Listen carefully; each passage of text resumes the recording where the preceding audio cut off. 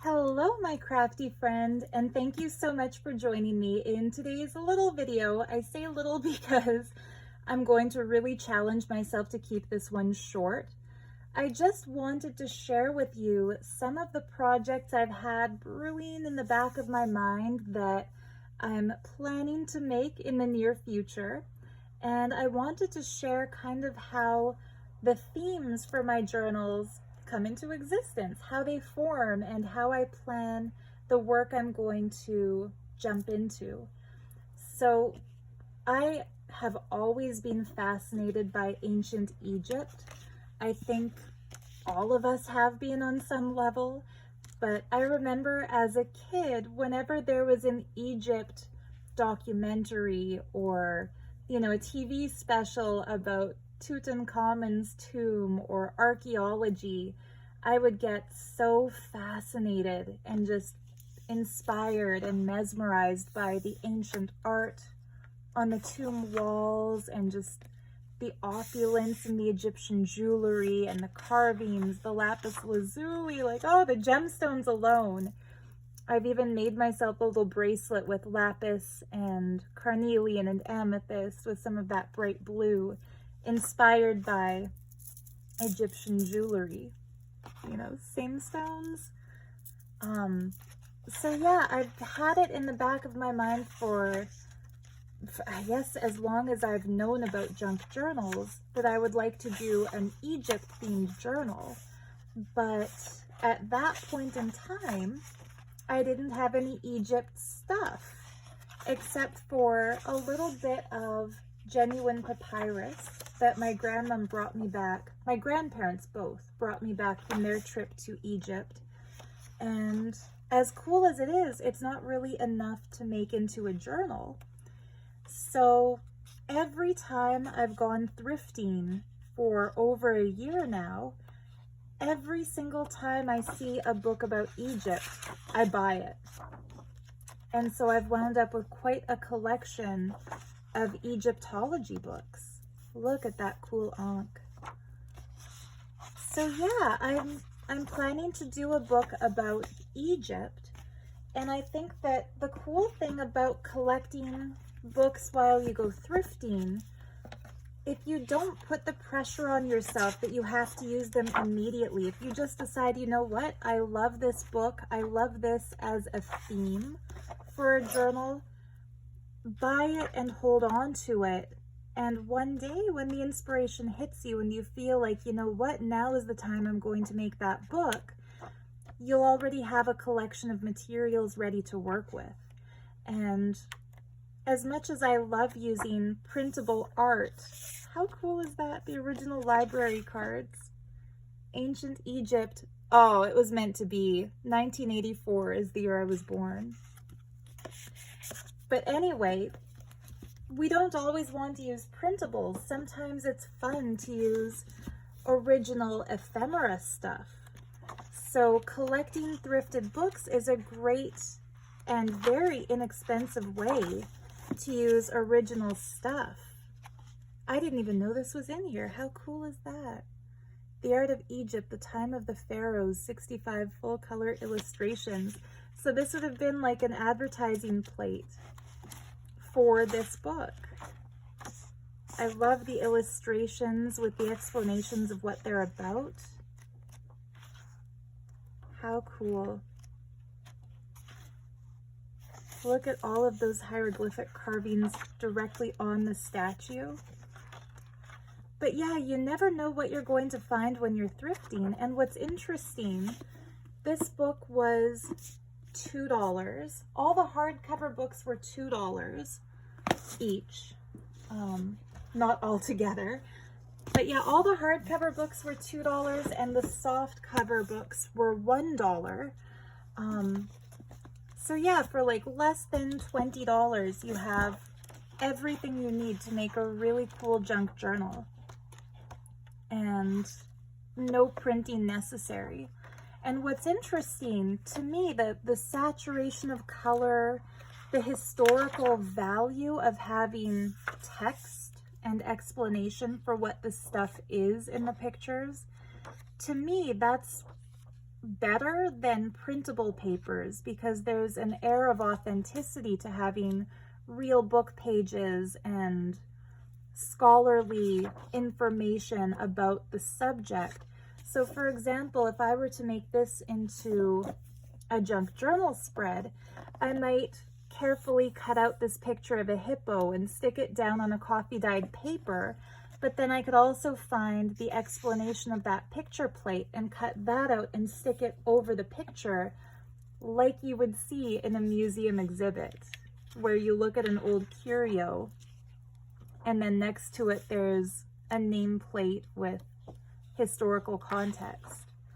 And so I'm thinking the Egyptology themed journal that I make, I would love the theme to be archaeology, and for the general vibe of the book to be not only just here's a bunch of pretty Egyptian stuff, but also here's information about the hieroglyphics and the Rosetta Stone. How cool is this? Just that could be kind of folded in fours and then open it up and then you see it and maybe have some context about how the hieroglyph code was first cracked when they were able to piece it together along with the Greek writing. I'm a history buff, guys. So as much as I love paper, I also love history. And the last little one, it didn't look like much at first, but I found a treasure within the book.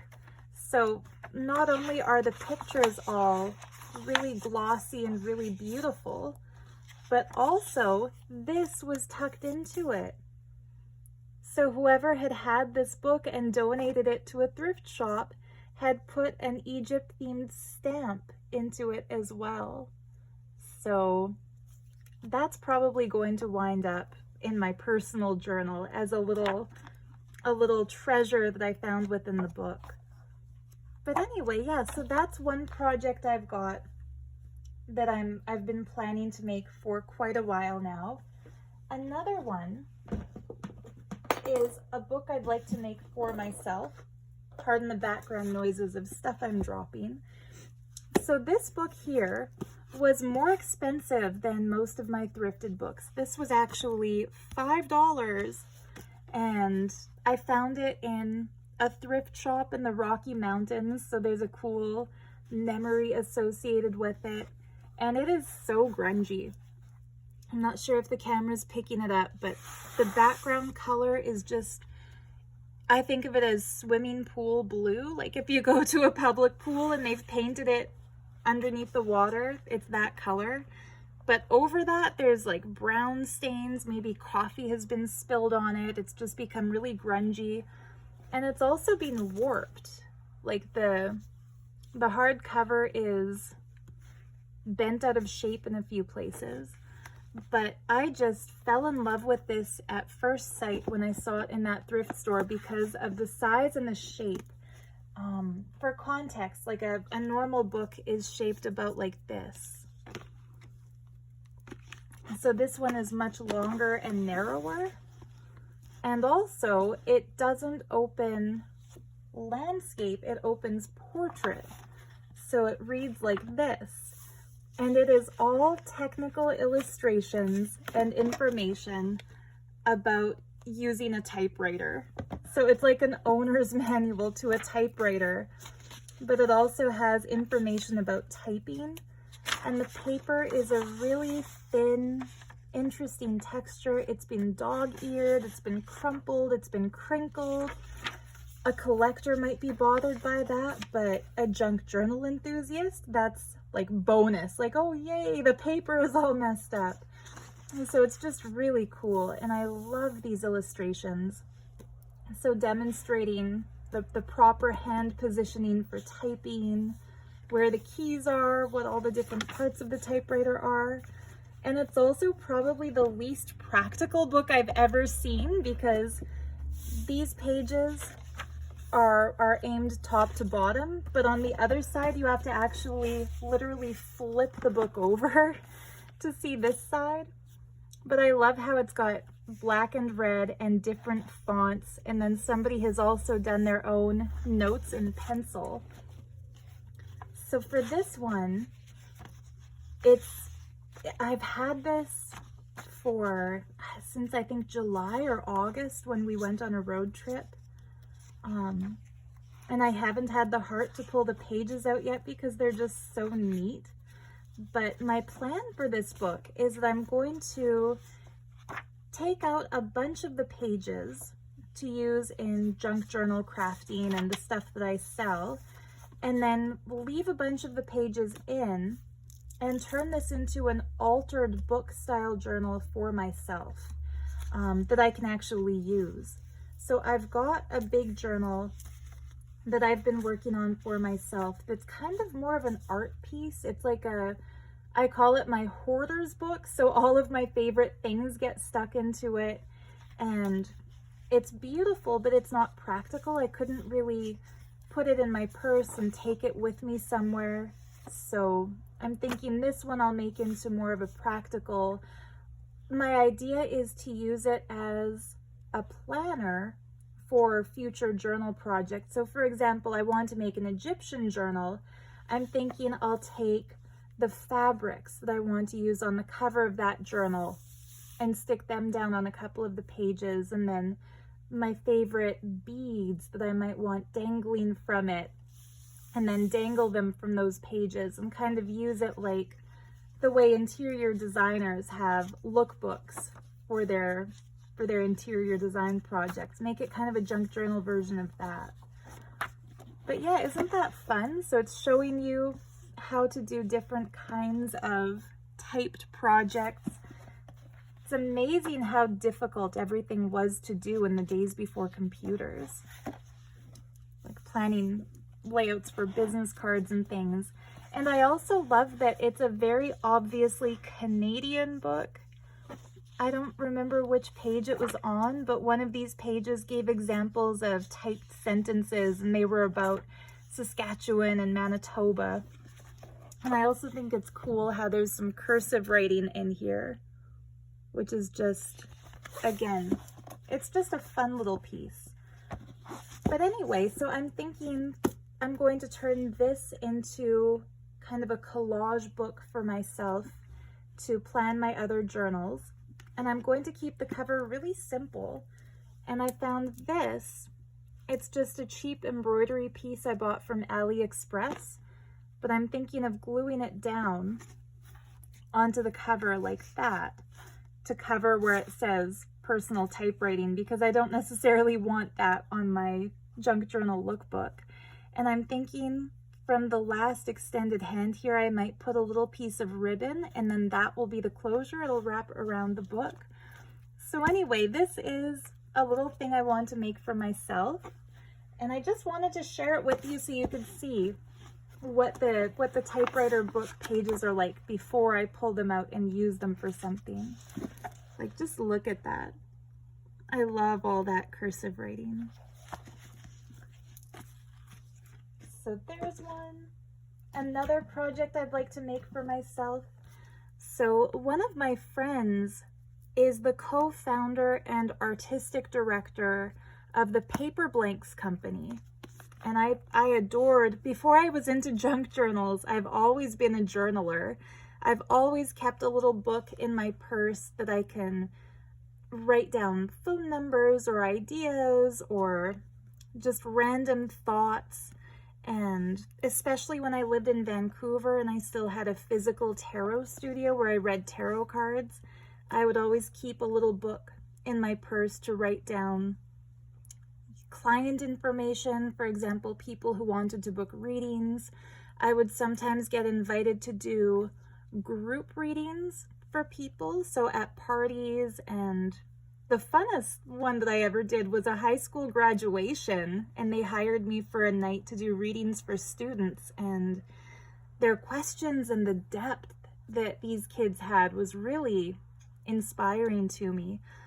But anyway, I was chatting with my friend one day, and I mentioned to her that I had bought myself a new Paperblanks journal, and I showed her the picture of the one that I bought, and then she said, well, which other ones do you like? And I listed all the ones I liked. And a week later, there was a package for me in the mail with one of each. And this was one of them. And yeah, she told me that I've basically got a lifetime supply of Paperblanks journals because it's her company, which is so cool. So yeah, this was one of the little journals that she gave me.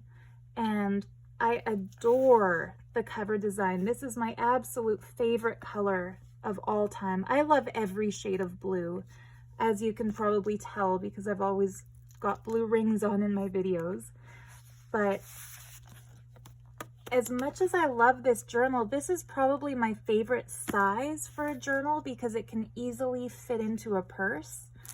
The only thing I don't like about this is that the pages are lined. And I don't like a lined page because I like to draw in my journals. I don't want to just write and write and write. I like to draw, I like to collage, I like to decorate with stickers and washi tape. And so I've decided I'm going to take the pages out, and don't worry, I don't throw anything away. I'll save them to write letters with and coffee dye and make mini booklets out of. Like, don't worry, nothing gets wasted. But I'm going to take out the pages and then make this into the book that I keep in my purse. So I think I said this would be my take along with me book. I misspoke. This will be my leave it at home but collage my future plans into it book. This will be the one that I take traveling, the one that I bring with me when I go for a walk. Some of my best ideas come to me while I'm walking. And I'm in the habit, as soon as I come home from a sunset walk, I love walking at sunset. As soon as I get home, I'll pull out my journal and write down all the ideas that came to me. But I think it'll be even nicer if I bring a journal with me on those walks so I can stop and sit on a park bench and write ideas down. I'm that type of person. I like to savor a moment and capture a piece of an experience, and that's what I think journals are all about. This little gem didn't come with it. This was also in, I say also as if I've just told you about it, but that was a previous video that I filmed also today. I like to buy the $10 jewelry jars at thrift shops because you never know what kind of cool surprises are going to be in there. And this gem charm was in one of them, and the camera's not really picking it up very well because it's a really overcast day here today, but the back is kind of a purpley color of foil, and then the front is a really peacocky blue. Just beautiful shades of kind of teal and blue, and it just really goes with my favorite book cover. So I've already stuck that on a paper clip and keep it in these book pages because when this gets made into my little personal junk journal, I am definitely going to incorporate this charm into it somehow. Whether that means clipped on with a paper clip or dangling from a signature or something, like this has to live with this book. So yeah, there's one of my to-do things. And then the last one I want to share with you today, I found this at a local antique shop, and I didn't know what it was at first. It's $5. Again, that's more than I usually spend on a thrifted book. Antique shops are always a little bit more expensive than thrift shops, but I was intrigued because of the big pocket at the back. And it's such a weird shape. It's super long, super slim. It has like a clasp thing on the front that it looks like originally this had a buckle or something, but it's broken off. And this pretty embossed metal piece, National Life Assurance Company of Canada. Really interesting. And so inside, it has just 7 huge envelopes. They're all empty, nothing has been filled out, but it's about life insurance and car insurance, So obviously this would have been something that a traveling, like a door-to-door insurance salesman would have carried. A last will and testament, just interesting stuff. So I've had this for about a year now, and my plan is to take the envelopes out and use them as ephemera in journals, but I've never known how to put it into a journal because of the weird shape and size. So it's long, it's got holes on it. I've thought of folding them in half, but even folded in half, that would be too long to use in my typical journals, especially when I do like the half of a letter size, paper size journal. But I had an aha moment the other day while working on my latest journal, which is the tall, shabby chic French document journal, that, oh man, this is exactly the size that could be a cover for these tall French document journals. And so the way people use traveler's notebook covers and can refill them with different journals, I'm thinking I'm going to turn this into a traveler's notebook style cover, but for the tall French document journals. So I just have to figure out how I'm going to do that. I was thinking, I'm just gonna pop this open and show you. So the way TN covers usually work, and I'm vegan, so I've never bought one before because traveler's notebook covers are made out of leather. So I've thought of making one for myself. But anyways, I've seen them in videos, especially like Luna Rosu and Amity Bloom have started their channels by doing traveler's notebook journals. Usually they've got elastic that goes through the center signature. And so I've thought for this one, I could just leave the string that's already in it, and then that ties through the center, which would be pretty cool, right? So you'd have your long book, and then if the cover is made out of like a fragile French document or something, it's protected by this hardback. So that's on my to make list, but I'd like to do some more decorating on the inside cover pieces because this is just plain, and that's just plain. And I also want to show you another weird thing about this cover. I'll just pop that out first. So for example, if you were to put this book in that cover, probably take off the brooch first because that adds a lot of bulk. But anyway, it's very similar. I wonder if this was like a precursor to where the people who make traveler's notebook covers got their idea, because it's similar in theme that this is double holed and ties in. But it's actually two separate pieces. So the back cover is open like this. The front cover has this flexible part that moves in, that goes into here, and that's how it stays. So what I was thinking is this could have something tied to it, like for example, one of these envelopes that I might decorate up differently. And then I thought I could put lace or string around this flexible part, and that is what would tie in the tall journal that goes with it. And then I thought I might also punch a hole in the middle and thread some elastic through the way they actually do the traveler's notebook books, and that could be the closure, because I don't really like having the back and the front loose. Like, I think it would be nice to attach it permanently somehow, and so that you don't risk the cover falling apart. And then my other hesitation here is that this wasn't labeled, like it doesn't say what it's made out of. So again, I've got the vegan dilemma of like, is this leather? And if so, I don't want to make a profit off of leather by selling, you know, an animal. I don't think it is because of the way it feels. Like, it feels to me like it's probably plasticized painted board of some kind. But anyway, So yeah, that's something I'm toying with, the idea of turning it into a traveler's notebook style cover for tall French junk journals. And then I also think I want to figure out how to get this ugly thing off of it and then replace it with something. For example, I found this in a $10 jewelry jar. It's an old broken earring. So I'm thinking that glued in the center would look so much cooler.